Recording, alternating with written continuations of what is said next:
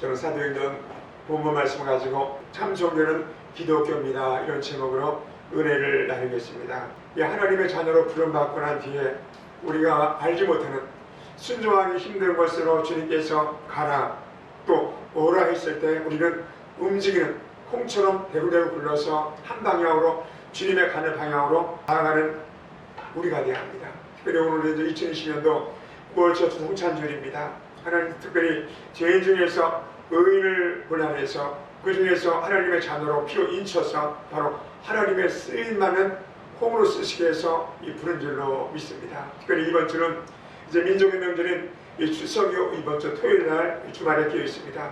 적절한 주제인 것 같아서 한번 잡아봤습니다. 함께 살펴보면서 여러분의 신앙을 바로 정립하는 시간 되시기 바랍니다. 첫 번째, 우리 종교라는 것이 과연 무엇인가? 이 종교의 기원이 무엇인가 생각할 때 먼저 제가 한번 찾아봤습니다. 종교가 무엇인가? 그걸 하나씩 보니까 초자연적인 절대자의 힘에 의존해서 인간 생활의 고뇌를 해결하고 삶의 궁극적인 의미를 추구하는 문화체계, 이렇게 표현되어 있습니다. 헬라어로 이 종교는 신을 경외한다 이런 뜻이 있고, 이 교회는 헬라어로 에클레시아 이런 뜻인데 불러 모으다, 불러낸 무리 이런 뜻입니다. 그러므로 불러냄을 받는 사람들이 신을 경배하는 것이 기독교의 종교입니다. 철학자 이 파스칼은 이런 말을 했습니다. 기독교가 종교라면 모든 종교는 종교가 아니며 다른 종교들이 종교라면 기독교는 종교가 아니다. 무슨 말입니까? 기독교와 다른 종교는 같이 건줄 수가 없다는 겁니다. 왜냐하면 다른 종교가 인간이 신을 향해서 나아가는 종교라면 이 기독교는 하늘보다를 버리시고 하늘에서 직접 인간을 찾아오는 종교가 개신교, 기독교이기 때문입니다. 차원이 다릅니다. 그리고 삼위일체 하나님만이 살아계신 참신이기 때문입니다. 그래서 기독교는 다른 여타 종교 중에서 하나가 아니라는 것입니다. 우리가 믿는 성경적 표현은 무엇인가요? 성경은 이 종교라는 것이 어떤 환경에 의해서 만들어진 것이 아니고 인간 창조 본성에서 발견되는 것이다, 이렇게 기록하고 있습니다. 그래서 절대자의 형상으로 지음받은 인간 본성 자체가 종교의 기원이라는 겁니다. 믿지 않은 사람도 이 마음 가운데 뭔가를 믿고자 하는 그런 분심이 있다는 겁니다. 그렇기 때문에 인간에게 있어서 종교적인 심성이나 종교행위는 자연스러운 것입니다. 누가 가르쳐주지 않아도 인간은 어떤 초월적인 존재를 바라보고 의지하게 된다는 말입니다. 다만 인간이 죄로 말미암아 타락해서 경배의 대상이 창조주 하나님이 아니고 피조물이나 절대적 힘을 수행한 존재로 대상이 바뀐 것뿐입니다. 로저 이 밥슨이라는 사람은 여행가인데 이런 얘기가 있습니다. 내가 지구상에 200여 나라를 여행했는데 종교가 없는 나라는 한 민족도 없었다, 이렇게 말합니다.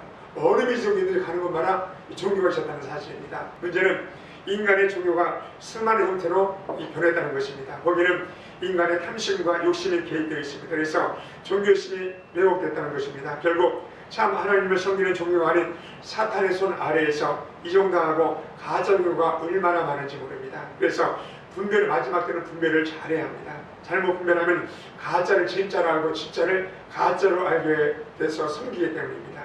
이단이나 우상종교에 빠진 분들을 보면 그들의 문제점은 속고 있다는 것입니다. 그 이유는 미혹당해서 분별력을 잃어버렸기 때문입니다. 또 하나, 세상 사람들은 우리 기독교에 대해서 굉장히 이질적이고 배타적입니다. 타종교를 용납하지 않은 종교라고 해서 여러분 아주 미워합니다. 그러나 그것은 사실입니다. 기독교는 오직 예수님만을 구원 얻을 수 있는 유일한 길이라고 말하고 있습니다. 그래서 기독교만이 참 종교인 것입니다. 그렇기 때문에 차 종교에서 보면 오만하게 그지없는 종교가 우리 개신교입니다. 그러나 그럴지라도 그것은 사실입니다.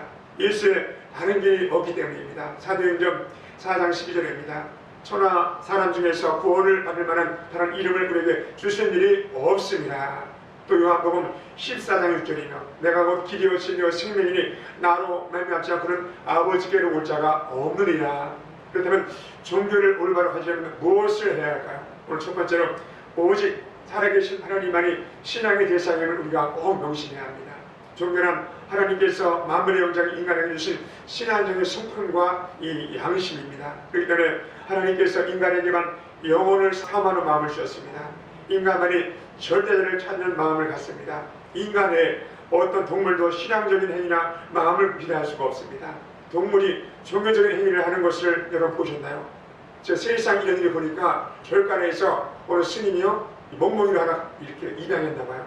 그런데 이 흰둥이 멍멍이가 어느 날 자기가 연구를 할 때마다 시간이 기절할 때마다 걔도 이렇게 해서 한다는 거에서 아주 신앙심 있는 개를 하는 거예요. 그래서 내가 개 같은 소리가 완전 세상에는요 진짜 웃기는 삼육 코미디만도 못한 이런 영혼들이 얼마나 많은지 모릅니다. 오직 인간만이 종교적인 존재입니다. 오직 인간만이 영혼을 갖고 있기 때문입니다. 그래서 그 영혼을 주신 창조주를 경배할 수가 있는 것입니다. 그런데 그 섬기는 대상이 누구냐가 중요합니다. 오늘 본문에 보면 사도 바울이 복음을 전하려고 아테네를 방문합니다.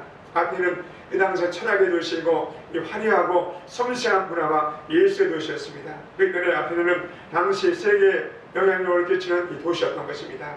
이 도시에 전도하러 간 바울 사도가 아테네를 둘러보다가 안타까운 모습을 봤습니다. 왜냐하면 그 도시는 온갖 우상이 가득한 도시였기 때문입니다. 지금도 유네스코가 지정한 세계 문화유산 1호로 파르테논 신전을 비롯해서 제우스 신, 또 헤르메스 신상, 비너스 신전과 같은 신상들이 줄비합니다. 지금요. 심지어는 알지 못하는 신에게라고 쓰여진 제단도 지금도 있다고 합니다. 이 바울 사도는 이처럼 우상이 가득한 것을 보고 속으로 분노했을 것입니다. 이 바보 같은 사람들아, 이 어리석은 무식한 이 사람들아, 왜 이런 우상을 섬기냐? 너에게 하나님의 심판이 임할 것이다. 이렇게 저주하지 않고 다른 방식으로 이렇게 우회해서 접근합니다. 오늘 본문의 22절입니다. 바울이 아레오바 왕대에 서서 말하되 나는 에란 사람들아, 너희를 보니 범사에 종교심이 많도다.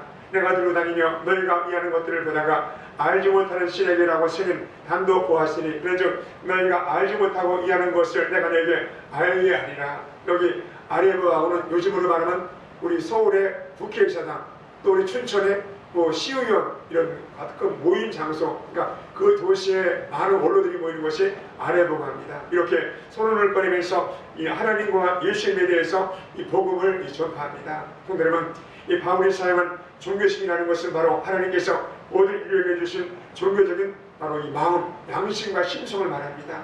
인간이라면 누구나 양심 있는 것처럼 누구에게나 이 종교심을 다 주었습니다. 바로 영혼을 사모하는 마음을 주었다는 겁니다. 전도서 3장 11절입니다. 하나님이 모든 것을 지으시되 때를 따라 아름답게 하셨고 또 사람에게 영혼을 사모하는 마음을 주셨느니라. 그러나 중요한 것은 사람이 종교심을 가지고 있거나 또 어떤 종교를 가지고 있다고 해서 다 구원받는 것이 아닙니다. 타락한 인간도 절대자가 있는 것을 알고 있습니다. 문제는 영성이 어두워서 믿음이 없어서 하나님으로 알아보지 못하고 영안이 막혔다는 것입니다. 그래서 세상의 헛된 것을 하나님으로 알고 그것에 기대고 빌고 의지하는 것이 문제인 것입니다. 그렇기 때문에 올바른 종교를 가져야만 되는 것입니다. 특별히 이번 주 토요일은 추석에도 이 수많은 사람들이 이제 조상을 모시고 제사를 드릴 것입니다.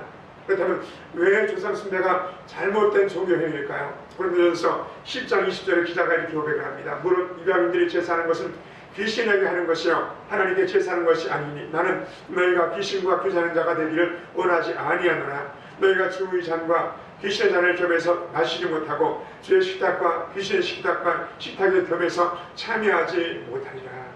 자, 보시기 바랍니다.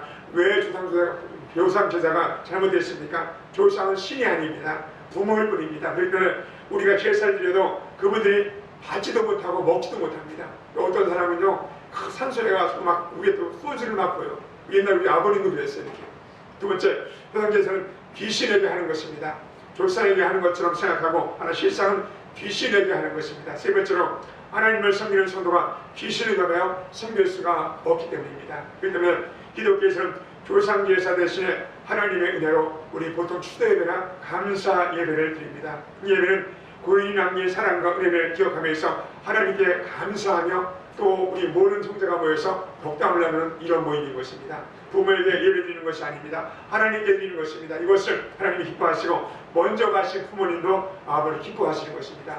왜 살아계시기 때는 고기 한번 제대로 대접하지 못하다가 돌아가시면 삼다리가 부러지도록 차리고 난리를 치는 것일까요? 얄팍한 이기심 때문입니다. 그게 뭐냐면 부모가 돌아가시면 귀신이 된다고 생각을 합니다. 그렇기 때문에 제사를 지어야 귀신이 주는 복을 받을 수가 있다는 겁니다. 그렇게 하면 언제 재앙이 닥칠지 모른다는 두려움이 임합니다. 그래서 귀신을 달래서 액땜을 하고 귀신의 도움을 받으려고 하는 것이 바로 제사입니다. 참종교를 올바로 갖게 되면 하나님이 주시는 복을 누릴 수가 있다는 것입니다. 어떤 복일까요?